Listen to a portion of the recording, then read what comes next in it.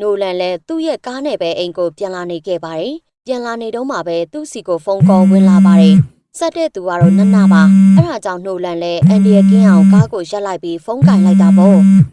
ဟယ်လိုနနကိစ္စရှိလို့လား ငါဘာလို့နင့်ကိုဆက်မိလဲတော့မသိပါဘူးဟာ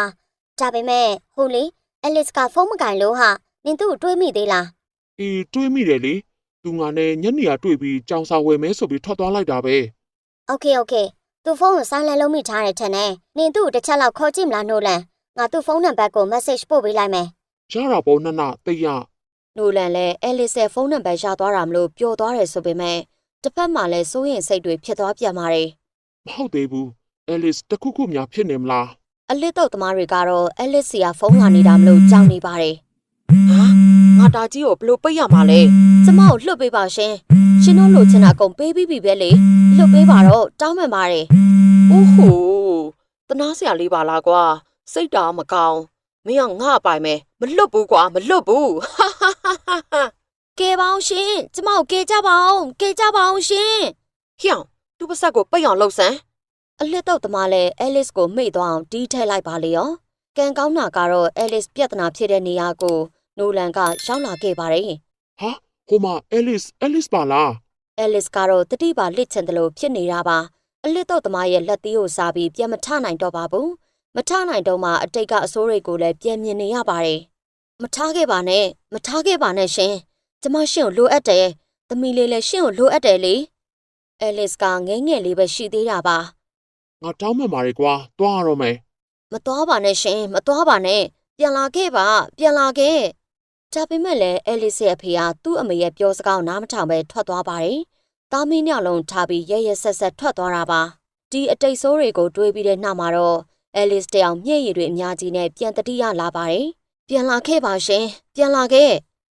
အဲလစ်ဘာမှမဖြစ်တော့ဘူးနော်ဒီမှာငါရှိတယ် ဝမ်းနည်းမှုတွေနဲ့ပြည့်နှက်နေတဲ့အဲလစ်လည်းနိုလန်ကိုအားရပါးရဖတ်ထားလိုက်ပါတယ်ဆာကူရာရဲတွေရဲ့ကျွမ်းကျင်မှုကြောင့်အဲလစ်ကိုအလစ်တုပ်ခဲ့တဲ့ကောင်တွေလည်းရဲဖက်နှောင်ခံလိုက်ရပါပြီဒီနောက်မှာတော့နိုလန်ကအဲလစ်ရဲ့အိမ်ထိရောက်အောင်တေချာလိုက်ပို့ပေးပါတယ်အဲလစ်လည်းနိုလန်နဲ့တူတူညစာစားလိုက်ပါတယ်ညစာစားပြီးချိန်မှာတော့နိုလန်ကမပြန်နိုင်သေးပါဘူးနိုလန်ကျေးဇူးပါဟာနင်ကူညီပေးတာများနေပါပြီနနပြန်ရောက်တော့မှာပါဟာအိမ်ပြန်ပြီးနားတော့လေ ရပါတယ်ငါအတွက်ကအရေးမကြီးပါဘူးငါနနရောက်လာမှပြန်မယ်လေဒါနဲ့နင့်မေရောမတွေးမိပါလား ။ तू ကတခြားမြို့မှာဟာအလုပ်ကိစ္စနဲ့သွားနေတာ။ငါမေကိုစိတ်ပူအောင်မလုပ်ချင်ဘူး။အဲ့ဒါကြောင့်ပြဿနာတော်တော်များများငါဘာသာငါဖြေရှင်းလိုက်တာပဲ အလစ်တော့တမတော်တော်လက်တံပြောင်းတာပဲတစ်ချက်တည်းထိုးလိုက်တာပေါ့ဟာနှစ်ချက်သာဆိုနေအဲ့ဒီမှာตีသွားလောက်တယ်ဟမ်ဒါနဲ့နင်နာသေးလား ။နည်းနည်းတော့နာတယ်ဟာ။အပြင်ဘက်မှာတော့နနာတယောက်စွတ်တွေအတင်းတွေပြေးလာနေပါတယ် အဲလစ်ဘာဖြစ်နေပြီလဲမသိဘူးအိမ်ရောပြန်ရောက်ပြီလားမသိဘူး ။အိမ်ထဲမှာတော့နိုလန်ကအဲလစ်ရဲ့တန်ရာအတွက်ပတ်တီးစီးပေးနေရပါ အဲလစ်နင်အဆင်ပြေရလားဟာငါနင့်ကိုစိတ်ပူပြီးတစ်မျိုးလုံးလိုက်ရှာနေတာဟာနိုလန်နင်ငါတငယ်ချင်းကိုကယ်ပေးလို့ကျေးဇူးပါဟာ ငါကေတာတော့မဟုတ်ဘူးဟာရဲတွေကေတာ အဲလစ်ကယူဆိုင်ပြီးနေစမ်းပါဟာငါ့ကိုအခုဂတိပေးနောက်ဆိုကိုကယူဆိုင်မယ်လို့ဂတိပေးဟာ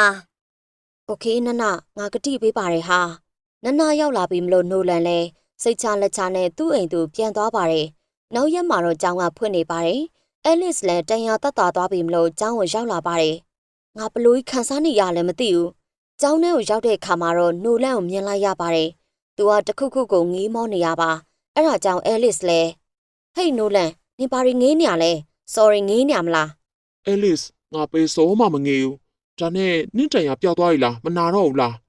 ။တက်တာသွားပါပြီ။မနာတော့ပါဘူးဟာ။ โอเคလေတကယ်လို့တခုခုအကူအညီလိုရဲဆိုရင်ငါ့ကိုအားမနာနဲ့နော်ငါနင့်အတွက်အမြဲတမ်းရှိမယ် နိုလန်ကထွက်သွားခဲ့ပါတယ်။ဒါပေမဲ့အခန်းထဲမှာအစောကြီးရောက်နေတဲ့နနာကနိုလန်နဲ့အဲလစ်ရင်းရင်းနှီးနှီးစကားပြောနေတာကိုမြင်သွားပါတယ်။နောက်ရက်အားကစားချိန်မှာတော့အဲလစ်ရဲ့ဘေးမှာနိုလန်ရှိနေပါတယ်။သူကအဲလစ်လက်ကျင်ခန်းလုပ်နေတာကိုတနေကုန်အိပ်ပြီးတစိမ့်စိမ့်ကြည့်နေတာပါ။ဒါပေမဲ့နနာကတော့သူတို့နှစ်ယောက်ကိုကြည့်နေတာပါ။အဲ့လိုကြည့်နေတော့မှပဲမာတစ်ကရှောက်လာပါတယ် Hey, Nana. ဘာလဲ ။အဲလစ်နဲ့နိုလန်ကတပူပူတတွဲတွဲဖြစ်နေရပါ ငါထင်တာတော့အဲလစ်ကနိုလန်ကိုကြိုက်နေပြီလားမသိဘူး Ana Ramatiyu. Nakauti no laro, Alice go titaniano. Alice caro a pima pedeo tane. သူတို့နှစ်ယောက်ကိုကြည့်ရတာလိုက်ဖက်တယ်လို့ပဲနော် Tanania, no lao tiniam habula. Pro to any lao tibi balukyo niale. သူတို့နှစ်ယောက်ကြည့်ရတာအရင်လိုက်ဖက်တဲ့စုံတွဲလေးပဲငါနဲ့နိုလန်ဘာမှမဆိုင်ပါဘူးဟာသူတို့မြင်ရတာကြည်နူးမိတယ်ဟာ နင်ဟာတကယ်စိတ်သက်ကောင်းတဲ့မိန်းကလေးပဲ ကျေးဇူးပါပဲမာတစ်ဟိုးနောက်ဆုံးတော့ယောက်ျားတွေကိုမုန်းတဲ့အဲလစ်လေးလဲနိုလန်နဲ့တွေ့မှချစ်တက်သွားပြီထင်တယ်ဟမ်အာမာတစ်ငါမှ plan တစ်ခုရှိတယ် let's go ဒီနောက်မှာစာသင်ခန်းထဲရောက်သွားပြီး ဒါတကယ်လူလားနာနာ တေချာတာပေါ့ဟာနင်ငါ့ကိုကူညီပေးမှရမယ်နော်ပထမတစ်ခုကစာကြည့်တိုက်မှာဟာ ဒီနောက်စာကြည့်တိုက်ထဲကိုအဲလစ်ကဝင်လာပါတယ်သူဝင်လာတဲ့အခါမှာ Oh God စာကြည့်တိုက်ကလူတွေပြည့်ညာပဲထူးဆန်းလိုက်တာနေပါဦးကိုနနမဘဲရောက်သွားလဲအဲလစ်လည်းနနကိုလိုက်ရှာနေပါတယ်ဟာနိုလန်ကဘာလို့ဒီမှာရှိနေရလဲနင်နနကိုတွေးမိသေးလားနိုလန် မတွေးမိဘူးဟာငါမာတစ်ကိုစောင့်နေတာ ဟုတ်လားโอเคငါလိုက်ရှာအောင်မယ် အဲလစ်စီစာကြည့်တိုက်ထဲမှာလူတွေများတယ်ဟာဒီမှာခဏထိုင်ပါလား โอเคလေဒါပေမဲ့နနနဲ့မာတစ်တို့ကတော့အဲလစ်တို့အတွက်ကိုချောင်းကြည့်နေရပါ ငါ plan အောင်မြင်နေဟာ နနနဲ့မာတစ်တို့ကအရန်ကိုနီနီကက်ကက်ဖြစ်သွားတာမလို့နနလည်းအရန်ကိုရှက်သွားပါလေရောနနရဲ့ပထမဆုံး plan ကတော့အောင်မြင်သွားတယ်ပြောရမှာပါအဲလစ်နဲ့နိုလန်ကနှစ်ယောက်တူတူစာဖတ်နေကြပါတယ်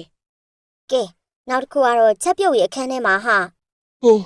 မာတစ်ဆိုတဲ့ကောင်ကဘယ်ရီသွားနေလဲမသိဘူးငါသူ့ကိုစောင့်တာတော်တော်ကြာနေပြီ အဲလစ်လည်းအတန်းထဲကိုဝင်လာပါတယ်ဟာနိုလန်နင်ဒီမှာဘာလုပ်နေရလဲ ငါမာတစ်ကိုစောင့်နေတာဟာ ဟာတိုက်ဆိုင်တာလားဘာလား အဲလစ်ကရောဘာလာလောက်တာလဲ နနငါ့ကိုတီးတက်တာကိုဒီမှာလာတင်ခိုင်းလို့ဟာ မလုံနဲ့အဲလစ်ပြုတ်ကြတော့မယ်ဟာမလုံနဲ့ ဒါပေမဲ့ပစ္စည်းတွေပြုတ်ကျကုန်ပြီးနိုလန်ကအဲလစ်အပေါ်ရောက်သွားပါတယ်ဒါပေမဲ့ဒါတွေအားလုံးကနနနဲ့မာတစ်တို့ရဲ့အကြံပါပဲနနကသူတို့နှစ်ယောက်ကိုချောင်းကြည့်နေရပါ ဘလို့ဖြစ်နေပြီလဲနာနာတော့ပြောပါဦး နနကတော့အရန်တွေကြီးနူးနေပြီး Oh my god ပဲဟေး plan အောင်မြင်နေဟာအောင်မြင်နေ သူတို့ရဲ့ဒုတိယ plan လည်းအောင်မြင်သွားပါတယ်ဒီနောက်မှာတော့ ငါတို့ plan တွေကအောင်မြင်နေဟာကောင်းပြီဒီတစ်ခါတော့တတိယ plan သွားမယ် ပြောနေတော့မှပဲအဲလစ်တယောက်အခန်းထဲကိုပြေးဝင်လာပါတယ်ငါသိတာပဲနန ဘာလဲဟာ ဘာလဲဟာနင့်အကြံတာကုန်မဲလားမာတစ်ကတော့အဲလစ်ကိုကြောက်တာမလို့ ငါတော့ပြီနော်နာနာတတ နင်မသိဘူးလားဟာနင်တို့နှစ်ယောက်ရှိနေတာငါ့ကိုပိုပြောစေတယ်နင်တီလိုဖြစ်လာတာကိုကျေနပ်တယ်အရှင်လို့ယောက်ျားတွေမုန်းနေတာနင့်ကိုရုပ်ဆိုးစေတယ်ဟာ အဲလစ်တယောက်အတွေးပေါင်း16000နဲ့အတန်းထဲကိုပြန်လာပါတယ်အဲ့လိုပြန်လာနေတော့မှပဲအော်လူကရောက်လာပါတယ်အဲလစ်ဟာအော်လူကနင်ပြောင်းနေပါလားအာ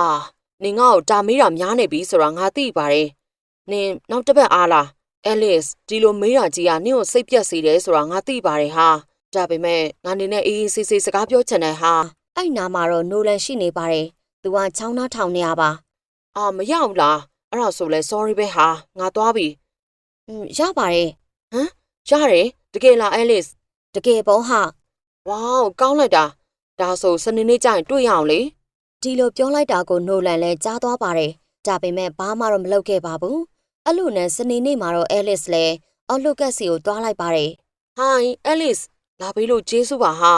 အဲလစ်နဲ့အော်လူကက်တို့ကတော့ဆာကူရာမြူဇစ်ပလေးမှာတွေ့ခဲ့ကြတာပါအဲ့လိုနဲ့ညနေဖက်ကိုရောက်သွားတဲ့အခါမှာနိုလန်ကအဲလစ်ရဲ့အိမ်ရှိမှာစောင့်နေပါတယ် နင်နောက်ကြတယ်အဲလစ် ဟာနင်ဒီမှာဘာလာလုပ်နေရလဲ အဲလစ်အချိန်မှန်အိမ်ပြန်ရောက်လာလို့ငါလာကြည့်တာပါ ဟာအဲ့ဒါနင်းကိစ္စမှမဟုတ်တာနိုလန် နေပေါင်းဟာနင်ဘာဖြစ်ခဲ့လဲငါသိချင်လို့ပါ အပြင်ကိုကြည့်လိုက်အောင်နိုလန်တော်တော်မှောင်နေပြီဟာ နင်ငါ့ကိုကိူးဆိုင်တော့ဘူးလားအဲလစ်ဘာလို့လဲနင်သူ့ကိုချစ်မိသွားလား ဟာနိုလန်နင်ဘာလုပ်တာလဲနိုလန်ကအဲလစ်ကိုယုံမရအောင်တင်းတင်းကြပ်ကြပ်ဖတ်ထားလိုက်ပါတယ်ပြီးတော့ မနှက်ပြန်တိတ်ရအောင်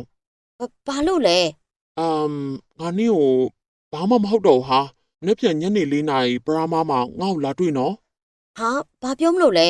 ဘာမှမပြောပါဘူးဟာမနှက်ပြန်တွေ့မယ်နော်အဲလစ်ငါပြန်ပြီတတား အဲလစ်ကတော့ကြောင်တောင်တောင်ဖြစ်ပြီးကြံခဲ့ပါတယ်ဟာဒီနိုလန်ကတော့ဘာဖြစ်နေရလဲမသိဘူးဒါပေမဲ့အပိုင်း8ကတော့တက်လောက်ပါပဲရှင်နောက်ထပ်အပိုင်း1လေးတွေအတွက် channel လေးကို subscribe လုပ်ထားပေးပါနော်နောက်ဗီဒီယိုမှာပြန်ဆုံရအောင်ပါရှင်